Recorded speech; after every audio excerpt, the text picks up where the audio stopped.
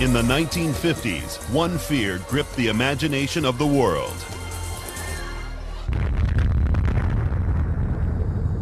Global nuclear conflict was a real and present danger.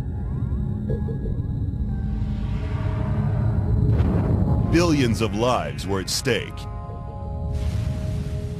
The United States of America was in the middle of an arms race with the Soviet Union, and both sides were trying to grab the advantage.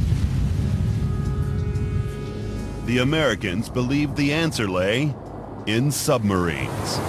In the 50s, people get the idea that if you took nuclear missiles, which you would otherwise have in a silo in the ground on the land, and stick them in a submarine, they'd be a lot harder to find and a lot harder to destroy.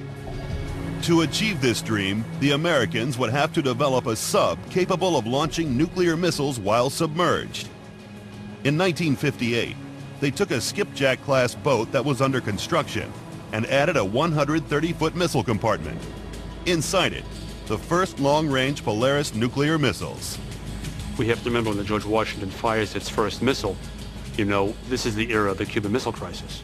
John Kennedy is president. He witnesses that first test.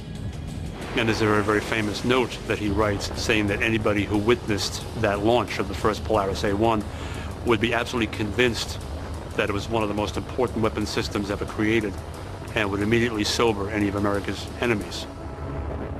The Washington class were classified as SSBNs. The crew just called them boomers. They could run deep, run silent, run long. On her first deployment, the Washington stayed submerged for 66 days, a world record. More importantly, it could launch a nuclear strike from 1,000 miles. America had stolen a lead in the arms race, and the Soviet Union was in shock. In 1960, for the first time, the Soviet Union can be attacked by surprise by the West, just as the Soviet Union was attacked in 1941.